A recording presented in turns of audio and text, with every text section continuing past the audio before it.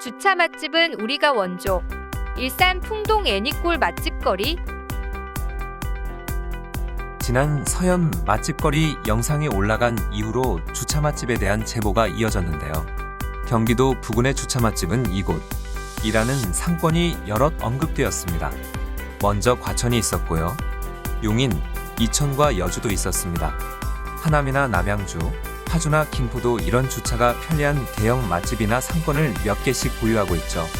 사실 도심 한가운데 백화점이나 복합몰을 제외하고 주차 맛집이 들어서기는 어렵지만 한적한 외곽 지역은 차로 접근할 수밖에 없습니다. 그러다 보니 외곽 지역 맛집은 모두 주차 맛집이 되는 것이 자연스럽죠. 버스나 지하철을 타고 굳이 외곽까지 카페를 찾아가거나 외식을 하러 가지는 않으니 차를 가져가는데, 그러다 보면 외곽에 있는 식당들은 당연히 주차가 편리해야 합니다. 그런데 여기서 중요한 것은 그런 주차가 편리한 맛집들이 몇몇 분포하느냐가 아니라 얼마나 모여서 상권을 이루고 있느냐 하는 것입니다.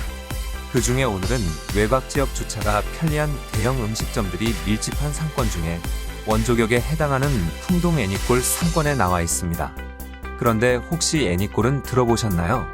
일산에 거주하거나 서울 강서구에서 김포, 파주 일대에 거주하는 사람은 종종 찾을 만한 상권이지만 사실 서울에만 거주했거나 경기도 동남부에 거주하는 사람들은 일산까지 외식하러 가는 일이 많지 않기 때문에 처음 들어보시는 분도 있을 겁니다. 애니골은 1980년대 백마역 앞에 경의선을 타고 다니던 커플들이 찾을 만한 카페촌을 형성한 것이 시초라고 하는데요. 당시 이름은 사랑이 싹 트는 동네 애현골이었다고 합니다.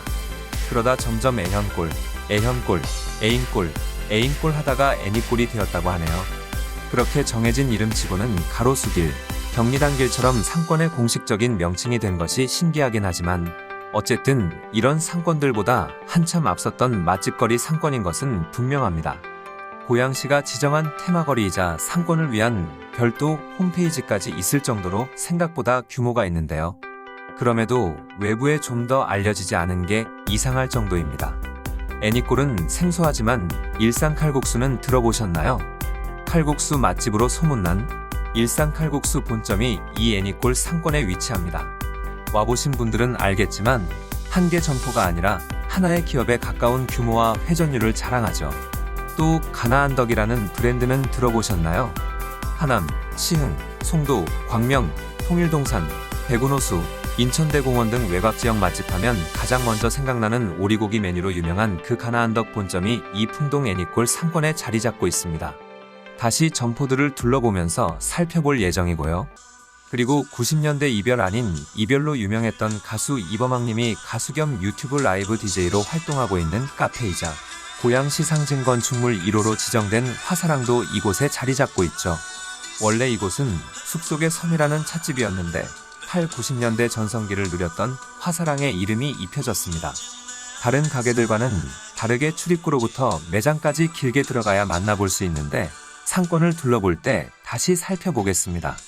사실 상권 이름으로 유명해지든 그 안에 하나하나의 브랜드나 매장으로 유명해지든 상관없지만 이렇게 유명 브랜드의 본점이 자리 잡은 경우에는 브랜드 파워가 외부에 미치는 영향력이 더 크기 때문에 매장마다 유명세를 갖는 것이 유리합니다. 어차피 외곽지 상권은 찾아오는 목적지가 확실하게 특정 점포로 고정된 경우가 많기 때문에 전체적인 상권의 네임 밸류보다는 점포 하나하나의 네임 밸류가 더 중요하거든요. 일산 칼국수나 가나안덕 본점이 이 상권에 자리 잡고 있는 것만으로도 상권의 역사와 스토리가 생기는데, 거기에 1980년대 민주화 운동세대에게 시대의 울분을 토하고 문학과 예술을 논했던 옛 추억이 떠오르는 카페들이 자리를 잡고 있으니 역사나 규모, 구성 모두에서 외곽지 상권의 원조라 해도 모자람이 없을 것 같습니다. 상권 조사는 흐릿한 날씨 속에 5월 8일 일요일 어버이날 오후 5시 정도에 시작했습니다. 이곳은 풍산역이고요. 풍산역 1번 출구 앞 사거리입니다. 길 건너편으로 아파트 단지와 이마트가 보이고요. 베개 전문점도 보입니다. 먼저 풍산역에서 상권의 남단 방면으로 내려가고 있는데요. 장어와 소바를 판매하는 음식점이 보입니다. 바로 옆으로는 곰탕, 해장국집과 안쪽으로 고깃집이 자리 잡고 있네요. 아직 대형이라고 부를 만한 수준의 규모는 아니지만 확실히 각 가게마다 주차는 편리해 보입니다.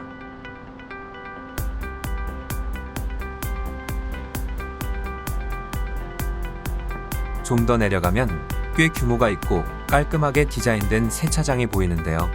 지난 서현 맛집 거리에서도 특이한 점으로 뽑았던 외곽의 대형 외식업소가 밀집한 상권에 세차장이 자리 잡는 현상을 여기서도 발견할 수 있습니다. 식사하는 시간이 길고 후식으로 커피까지 한잔하고 오는 시간에 주차 겸 세차를 하는 건 궁합이 잘 맞는 조합이 아닌가 싶네요. 성남이나 일산뿐만 아니라 요즘 외식업소와 세차장의 조합은 꽤 여러 지역에서 보이는 현상입니다. 아직 상권으로 본격적으로 진입한 것은 아니어서 그런지 한적해 보이기는 하지만 가게마다 차들이 꽤 차 있습니다. 여기서 쌍용 아파트 남단 방면은 이따 다시 카페들을 탐방하면서 돌아보기로 하고 길을 꺾어 유턴하듯 상권으로 진입해 보겠습니다.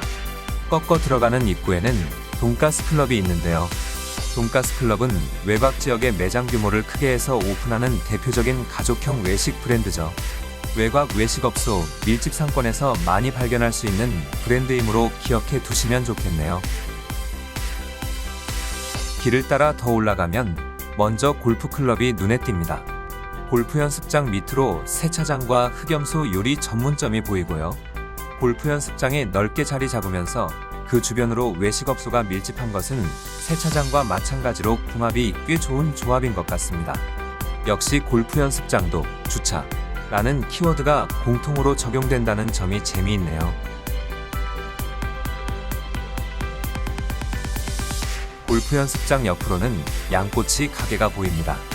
사실 앞으로 상권에서 계속 보게 되는 외식업소들은 가족 손님을 대상으로 하는 경우가 많고 중장년층의 입맛에 맞춘 업종과 메뉴가 대부분인데요.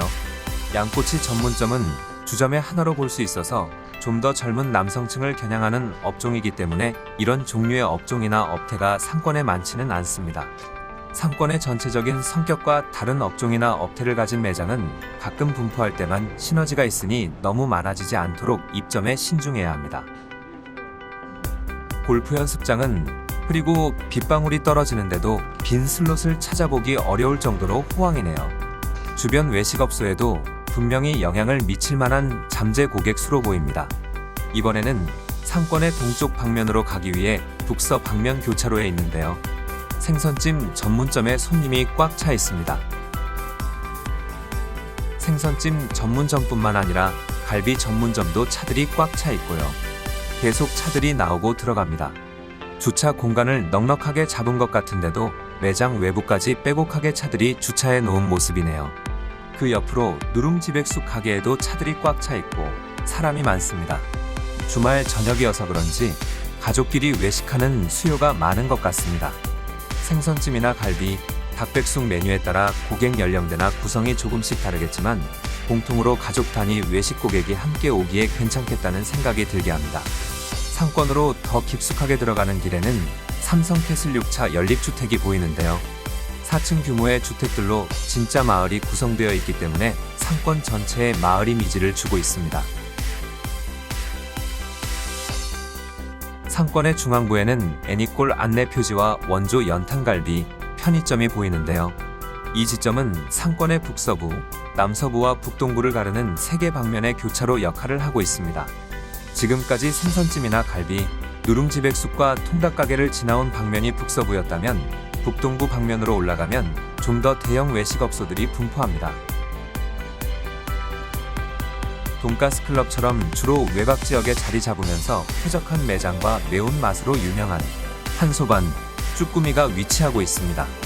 청계산 맛집으로 유명하고 송파에도 지점이 있는데 일산 애니골에도 크게 자리 잡고 있네요. 머리가 쭉 뼈서는 매운 쭈꾸미의 묵사발로 매운맛을 달래고 막걸리와 전이 생각날 때 한번 가보셔도 좋습니다. 그 앞으로는 가나안 장어마을이 보입니다.